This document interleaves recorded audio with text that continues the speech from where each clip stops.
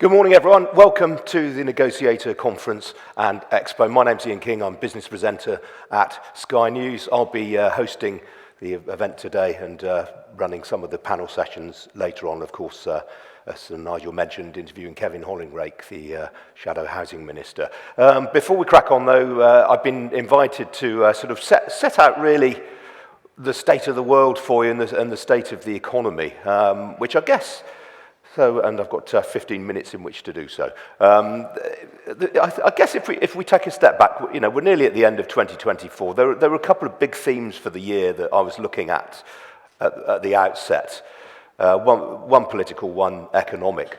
The political one is that great swathes of the world's population went to the polls this year. Obviously, we had the US elections last month. We had a general election here in the UK. We also had elections in India and in Japan.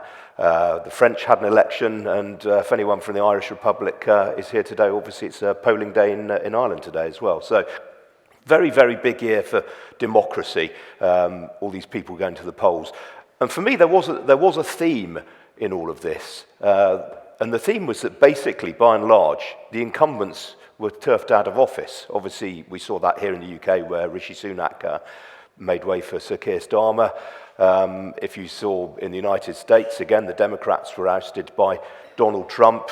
And even where the incumbents weren't kicked out, their electorates gave them a bloody nose. Even strongmen leaders such as Erdogan in Turkey and Narendra Modi in India, they saw their majorities cut quite substantially in some cases. Why was that? Well, I think that leads on to the economic part of the theme, which was really, obviously, the last few years have seen tear-away inflation since Russia invaded Ukraine, really, that in February 2022. That was the trigger for some really terrifying inflation right around the world. So if you put yourself in the position of a voter in the UK or the United States, they're unlikely to have experienced inflation like that in their working lifetime. I mean, here in the UK, we obviously had inflation at the late point in 2022 of 11.1%, and that was the highest that we've had in this country since 1980. So you'd have to have a fair few years on the clock to remember what it was like being a consumer in that sort of environment, that sort of intense level of inflation.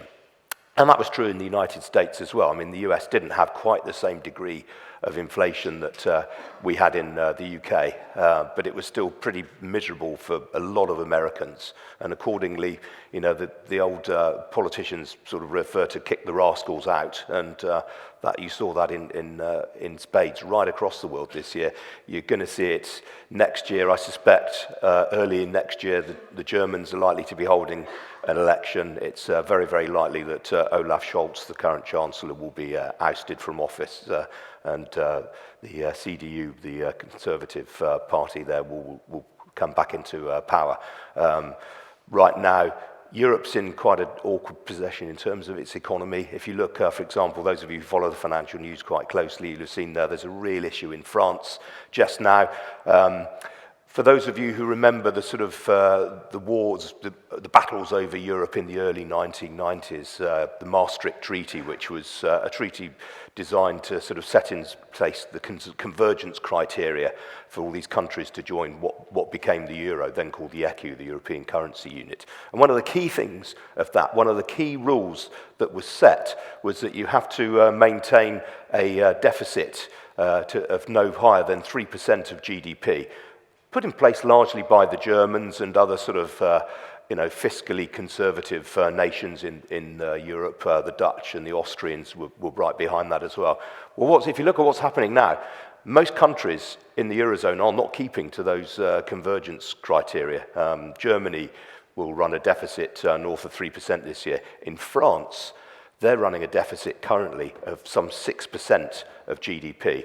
That is pretty unsustainable, and accordingly, it's why Michel Barnier, the relatively new French Prime Minister, is scrambling around trying to come up with ways of saving money, making cuts to government spending in certain departments. And of course, the big thing that Emmanuel Macron wanted to do was raise the age at which the state pension becomes payable to the French public, and he has not really been able to push through the full extent of what he wanted to there, because there's basically been such a public outcry. Worth pointing out, by the way, he only wanted to raise it from 62 to 64. In this country, the retirement age goes, or the age at which you get your state pension goes up to 66 next year. For those of us my age or whatever, us Generation Xers, we're going to have to slog on until we're 67 before we get a state pension. And for those of you in the room who were born after 1970, it's even worse for you, I'm afraid. You'll probably won't get a state pension until the age of 68. So it's a theme that's going on right around the world as governments seek to save money. So in terms of economics right now, the big theme for me was that this was going to be the year that central banks around the world declared victory in the war against inflation, and you've seen that come to pass this year. We've had interest rate cuts from most of the main central banks, the US Federal Reserve, the European Central Bank, and in this country, of course, the Bank of England. All of them have started to cut interest rates. In the US, their economy is absolutely flying. The situation is pretty strong, although you didn't see that reflected in the election result. Why? I've said consumers over there are feeling the pinch somewhat, and that remains the case. And that's certainly the case in this country as well. If you've only got to look this week, we've had profits warnings from the likes of Kingfisher, the owner of B&Q and Screwfix. We had a profits warning on Wednesday from Pets at Home, and there are plenty of others. Further sort of signs of malaise in the retail sector. You've seen Fraser's Group, Mike Ashley's retail combine, and B&M European Retail, both of them depressed stock price. They've both been relegated from the FTSE 100 this week. So the retailers everywhere are really feeling the pinch somewhat.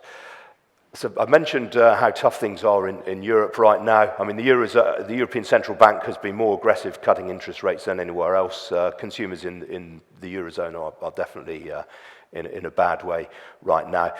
But if I look closer to home at what's going on here, the Bank of England, I think, has a real problem. Obviously, it's taken the decision to cut rates once, but that will probably be it for this year. Be amazed if they go again this side of New Year. Why? Well, the latest inflation figures, CPI, consumer price inflation, ticked up from 1.7% in September to 2.3% in October. That was higher than the city was expecting. And it's what's going on beneath the headline rate of inflation that the Bank of England really looks at quite closely. In particular, there's a measure called core inflation, which is the measure of inflation that strips out volatile elements such as energy, food and drink, alcohol and tobacco. So the bank is looking at core inflation, and that remains stubbornly ahead of 3%. If you look at services inflation, and bear in mind services makes up 80% of UK GDP.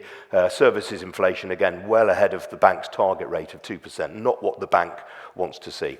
And then if you look at other measures of activity, wage inflation. Now, wage inflation was running at sort of 6-7% for most of this year. The latest number for the 3 months to the end of September, it's ticked down to 4.8%. But again, that's still appreciably ahead of where the Bank of England would want to see wages growing at right now. But the bank also has a bit of a dilemma in terms of trying to gauge what's going on in the labour market and what's driving inflation. Because there's a big debate going on now as to how accurately the Office for National Statistics is measuring unemployment. Now, the official jobless rate, again, for three months to the end of September, ticked up to 4.3%. But it's a weird labour market because you've still got 831,000 job vacancies in the economy. Now, that's been coming down solidly over the last couple of years. At one point, just post the pandemic, there were more than 1 million job vacancies in the economy. And indeed, we actually were in a very, very weird position shortly after the pandemic, where there were actually more job vacancies than there were unemployed people. There were something like 1.2 million vacancies. And that's something that's pretty much been unheard of here in the UK, to actually have more vacancies than unemployed people. And that really points up to the fact that there are massive skill shortages across the economy. A lot of workers are in particularly high demand, particularly in sectors like the tech industry, for example.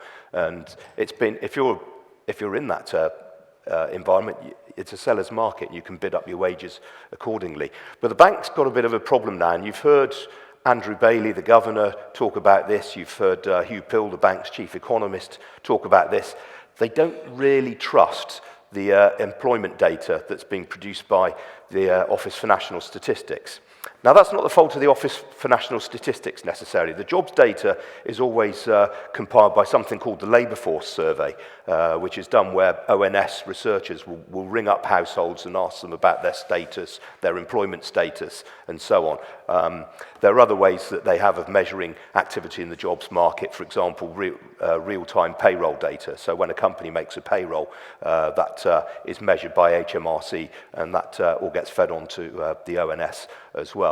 So they've got some ways of measuring what's going on in the economy, in the jobs market. But according to the Resolution Foundation, a well-known think tank, they put out some research last week where they said they thought unemployment was 930,000 less than is suggested by the official market. So that's that's an astonishing gap. Nearly 1 million people whose employment isn't being picked up in the official data.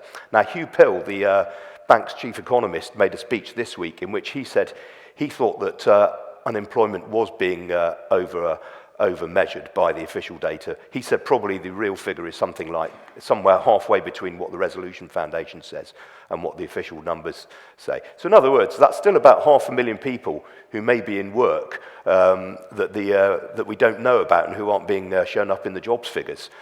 So if you're a policymaker, if you're someone like Hugh Pill at the Bank of England and his colleagues on the MPC, that's really difficult because it implies that the labour market's a lot tighter than the official figures suggest. And obviously if the labour market's tight, then wage inflation is going to be stronger as well. And that it's again another reason, I think, why the Bank of England is going to err on the side of caution and maybe not push up rates perhaps as rapidly as we were all expecting only just a few months ago. And obviously, that will have tremendous implications for all of you in this room and your businesses. But we wait and see. The other thing, the bigger picture, of course, is that the economy has really started, a chill has sort of descended on the UK economy. The first 6 months of this year, activity was much, much better than any of the people that I interview day in, day out, the economists who work in the city, were expecting. We saw really, really quite surprisingly strong UK GDP growth in the first half of this year.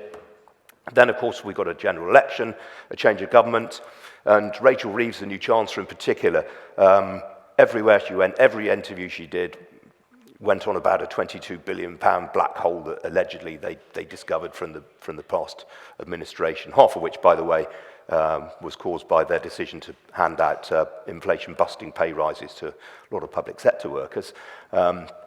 But in doing so, she took a leaf out of George Osborne's playbook. Those of you who remember when the coalition came to power in 2010, they talked an awful lot about their dreadful inheritance, the fact that the deficit was high, and the deficit was 10-11% of GDP back then, and accordingly, the coalition embarked on some pretty tough spending reviews.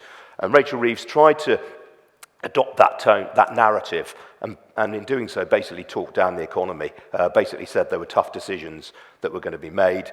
You saw obviously fairly early on the winter fuel allowance was made a non-universal benefit.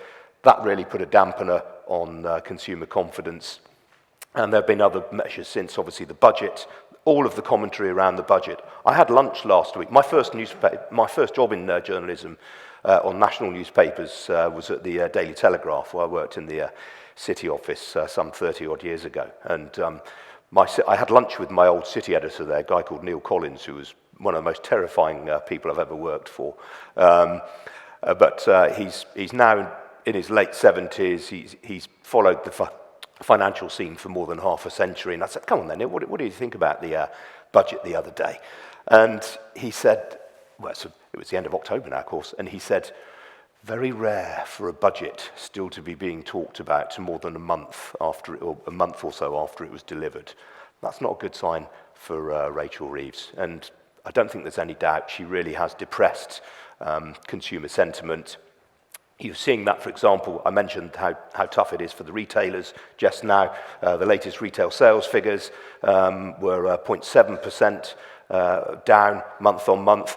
And I also look at the PMIs, the Purchasing Managers Index survey data. That's a really, really good snapshot of what's going on in the economy right now.